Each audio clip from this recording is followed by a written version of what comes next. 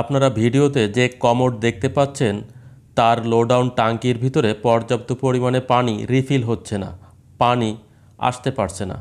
তো আমরা এই সমস্যার সমাধান করব এবং আপনাদের সাথে শেয়ার করব। এই যে বল কক দেখছেন, এই বল ককের ভেতর থেকে পানি রিফিল হয় এবং পানি পূর্ণ হয়ে গেলে অটোমেটিকভাবে পানি অফ হয়ে যায়, পানি রিফিল কাট করে দেয় বা পানি রিফিল বন্ধ হয়ে যায়।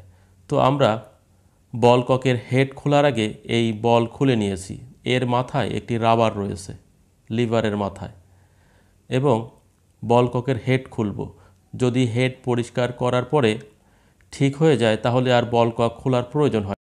পানি সাপ্লাইয়ের প্রেশার কম রয়েছে, খানিকটা কম রয়েছে। আমরা অ্যাঙ্গেল স্টপ কক অন এবং অফ করে দেখতে চাই পানির প্রেশার বাড়ে কিনা। যদি না বাড়ে তাহলে আমরা বল কক খুলব এবং পরিষ্কার করে দেব। দেখেন পানির প্রেশার খুব বেশি নেই, আরও প্রেশার থাকার দরকার ছিল। তো এ কারণে আমরা বল কক খুলব এবং বল ককের যে হেড রয়েছে সেটাও খুলে পরিষ্কার করে দেব। হেডের সাথে একটি রাবার গ্যাসকেট থাকে, দেখেন ময়লা জমে আছে। এই রাবার গ্যাসকেট খুলে আমরা পরিষ্কার করে পুনরায় ফিটিং করে দেব। তো আমরা বল ককের ভিতরে যে পিস্টন রয়েছে সেটা খোলার চেষ্টা করছি। তো এইভাবে যদি খোলা সম্ভব না হয় অনেক সময় স্টার ড্রাইভার দিয়ে খোলা যায়। যদি খোলা না যায় তাহলে আমরা বল কক খুলব। কানেকশন পাইপ খুলে নিচ্ছি। দেখেন কানেকশন পাইপ হতে পানির প্রেশার রয়েছে, কিন্তু বল ককের ভেতর থেকে পানি সাপ্লাই প্রেশার কম রয়েছে, এ কারণে রিফিল করতে পারছে না। তাছাড়া বল ককের হেডের উপরে যদি ময়লা জমে গ্যাসকেটের ভিতরে তাহলে অটোমেটিকভাবে পানি অফ করতে পারে না, কারণ এয়ার গ্যাপ বন্ধ হয়ে যায়, অথবা পানি একেবারেই সাপ্লাই করতে পারে না। তো আমরা যেহেতু খুলেছি বল কক ওয়াশ করে দেবো, পরিষ্কার করে দেবো। ডাউন ট্যাঙ্কির ভিতরে প্রচুর আয়রন জমে কালো হয়ে গেছে। দেখেন বল ককের ভিতরে যে এই যে পিস্টন ছিল সেটা কতটা ময়লা জমে আছে, আয়রন জমে আছে। তো আমরা প্রত্যেকটা অংশ পরিষ্কার করে আবার ফিটিং করে দেব। বল ককের হেডের সাথে একটি রাবার গ্যাসকেট থাকে, ওই গ্যাসকেট আমি খুলে নিচ্ছি। এই যে খুলে পরিষ্কার করে দেব। এই দেখেন হেডের উপরে একটি ছিদ্র রয়েছে।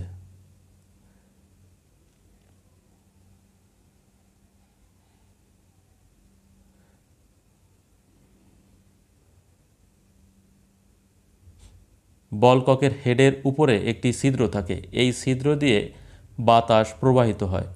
যদি এই ছিদ্রটা বন্ধ হয়ে যায় তাহলে পানি রিফিল বন্ধ হয়ে যায়। ওই যে ছিদ্র দিয়ে পানি পড়ছে, তো পানিটা বন্ধ করার দায়িত্ব হচ্ছে ওই যে বল রয়েছে তার উপরে যে লিভার থাকে, ওই লিভারের উপরে একটি রাবার রয়েছে। সেই রাবার মূলত এই ছিদ্রটাকে চেপে ধরে এবং এয়ার গ্যাপ বন্ধ হয়ে যায়। বাতাস চলাচল বন্ধ হয়ে যাওয়া মাত্রই পানি বন্ধ হয়ে যায়। এটাই মূলত স্বাভাবিক নিয়ম। কিন্তু যদি ভেতরে ময়লা জমে তাহলে পানি রিফিল হতেই থাকে, অটোমেটিকভাবে বন্ধ হয় না, অথবা একেবারেই পানি আসতে পারে না। দেখেন আমরা বল কক যতটুকু পেরেছি পরিষ্কার করেছি। তো আপনারা চাইলে লোডাউন ট্যাঙ্কির ভিতরে টাইস ক্লিনার ব্যবহার করে পরিষ্কার করতে পারেন। ওই যে আয়রন জমে কালো হয়ে গেছে, আপনারা চাইলে টাইস ক্লিনার ব্যবহার করে পরিষ্কার করতে পারেন লোডাউন ট্যাঙ্কির ভিতরে এবং বল কক সহ। লোডাউন ট্যাঙ্কির ভিতরে 3টি ফিটিংস থাকে, একটি বল কক যেটা দিয়ে অটোমেটিকভাবে পানি রিফিল হয় এবং বন্ধ হয়, এবং আরেকটি মাঝখানে সেটি হচ্ছে ফ্ল্যাশ ভালভ। তো আরেকটি পাইপ থাকে সাইডে যা হচ্ছে ওভারফ্লো পাইপ। এই 3টি ফিটিংস লোডাউন ট্যাঙ্কির ভিতরে থাকে। তো প্রত্যেকটা অংশ পরিবর্তন করা যায় যদি আপনারা রিপেয়ার করতে পারেন, ভালো। রিপেয়ার করতে না পারলে আপনারা পরিবর্তন করে দেবেন। স্যানিটারি দোকানে এই ফিটিংসগুলো পাওয়া যায়। দেখেন আমি পানি চালু করেছি এবং পানি রিফিল হচ্ছে।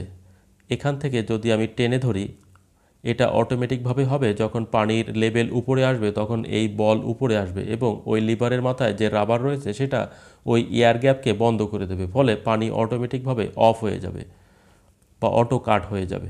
দেখেন পানি বন্ধ হয়ে গেছে। পানি রিফিল বন্ধ হয়ে গেছে। আবার যখন আমি চেপে ধরবো তখন পানি রিফিল পুনরায় চালু হবে। তো এভাবেই মূলত বল কক লো ডাউন ট্যাঙ্কির ভিতরে অটোমেটিকভাবে পানি সাপ্লাই দিয়ে থাকে বা পানি রিফিল করে থাকে। এই যে ফ্ল্যাশ ভালভ আমি প্রেস করছি, ফ্ল্যাশ হয়েছে এবং পানির লেভেল নিচে নেমে যাওয়ার মাত্রই বল নিচে নেমে গেছে এবং আবার পানি রিফিল শুরু হয়েছে। বল এতটুকু আপ ডাউনে মূলত পানি বন্ধ হবে এবং চালু হবে। এই ধরনের ফিটিংস রিপেয়ার করা যায়। যদি রিপেয়ার করা সম্ভব না হয় তাহলে মার্কেট হতে নতুন বল কক অথবা ফ্ল্যাশ ভালভ কিনে আপনারা পরিবর্তন করে দিতে পারবেন।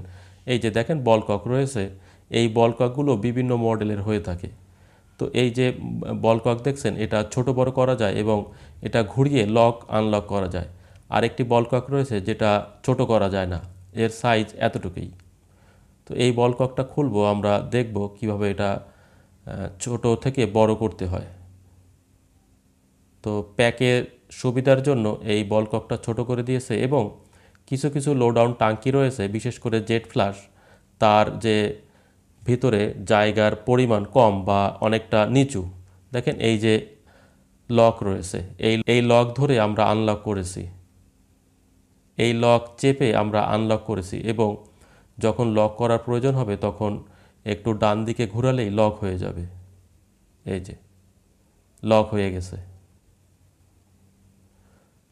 এবং আনলক করার জন্য আবার লকটা এভাবে ধরে একটু প্রেসার দিলেই আনলক হয়ে যাবে। তো এইভাবেই মূলত ছোট বড় করতে হয়। যদি আপনাদের লো ডাউন টাঙ্কির সাইজ অনুযায়ী মূলত বল ককের সাইজ ঠিক করতে হয় এবং বল কক কীভাবে খুলতে হয় দেখেন, এই যে বল ককের ক্যাপ খুলে আমি লিভারের যে লক রয়েছে সেটা খুলে নিয়েছি এবং বল ককের হেড খোলার জন্য এই দিকে ঘোরাতে হবে। দেখেন এই যে আমি ঘোরাচ্ছি, এই যে খুলে গেছে এবং এই যে একটি রাবার গ্যাসকেট রয়েছে, এটা মূলত পুরাতন বল কক, ময়লা জমে আছে, নতুন অবস্থায় এখানে ময়লা থাকার কথা নয়।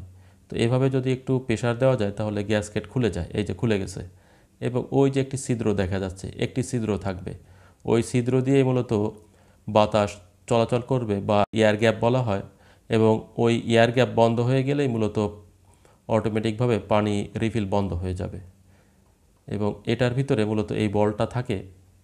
যখন পানি রিফিল হবে এই বলটা আস্তে আস্তে উপরের দিকে আসবে এবং ওই লিভারের মাথায় যে রাবার রয়েছে সেটা ওই ছিদ্রটাকে বন্ধ করে দেবে। এটি মূলত এর মেকানিজম। তো আপনারা চাইলে যদি বল কক রিপেয়ার করতে না পারেন মার্কেট হতে এ ধরনের বল কক কিনে নিয়ে আসবেন, যেটা স্যানিটারি দোকানে আপনারা অবশ্যই পেয়ে যাবেন। দেখেন কিভাবে ফিটিং করতে হবে সেটাও আমি আপনাদের দেখিয়ে দিচ্ছি।